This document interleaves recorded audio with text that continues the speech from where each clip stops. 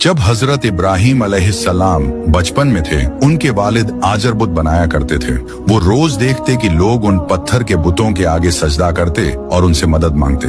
एक दिन उन्होंने अपने वालिद से कहा, अब्बा जान, ये बुत न बोलते हैं, न चल सकते हैं, फिर इन्हें पूजते क्यों हो? उनके वालिद नाराज हुए और कहा, इब्राहिम, ये हमारे खुदा हैं, तुम चुप रहो। मगर इब्राहिम अलैहिस्सलाम का दिल सच्चाई से भर गया था। वो रात रात सोच कर कहते, मेरा रब वो नहीं हो सकता जो लोगों के हाथ से बना हो। मेरा रब वो है जिसने चांद, सूरज और आसमान को पैदा किया। फिर एक दिन उन्होंने देखा कि सूरज डूब गया, चांद छिप गया और समझ गए कि ये सब खुदा नहीं बल्कि उनका रब इन सब से बड़ा है। उसी दिन से उन्होंने दिल में फैसला कर लिया कि वो सिर्फ एक अल्लाह को मानेंगे जिसका कोई शरीक नहीं और जिसे दुनिया का कोई चेहरा मिटा नहीं सकता।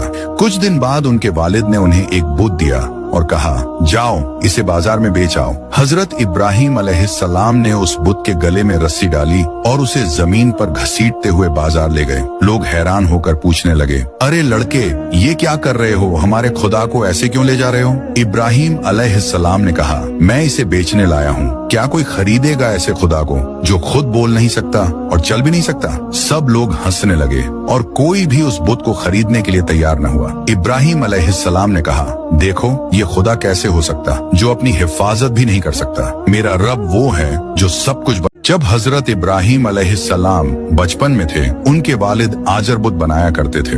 वो रोज देखते कि लोग उन पत्थर के बुतों के आगे सजदा करते और उनसे मदद मांगते। एक दिन उन्होंने अपने वालिद से कहा, अब्बा जान, ये बुत न बोलते हैं, न चल सकते हैं, फिर इन्हें पूजते क्यों हो? उनके वालिद नाराज हुए और कहा, इब्राहिम, ये हमारे खुदा हैं, तुम चुप रहो। मगर इब्राहिम अलैहिस्सलाम का दिल सच्चाई से भर गया था। वो रात रात सोच कर कहते, मेरा रब वो नहीं हो सकता जो लोगों के हाथ से बना हो। मेरा रब वो है जिसने चांद, सूरज और आसमान को पैदा किया। फिर एक दिन उन्होंने देखा कि सूरज डूब गया, चांद छिप गया और समझ गए कि ये सब खुदा नहीं बल्कि उनका रब इन सब से बड़ा है। उसी दिन से उन्होंने दिल में फैसला कर लिया कि वो सिर्फ एक अल्लाह को मानेंगे जिसका कोई शरीक नहीं और जिसे दुनिया का कोई चेहरा मिटा नहीं सकता।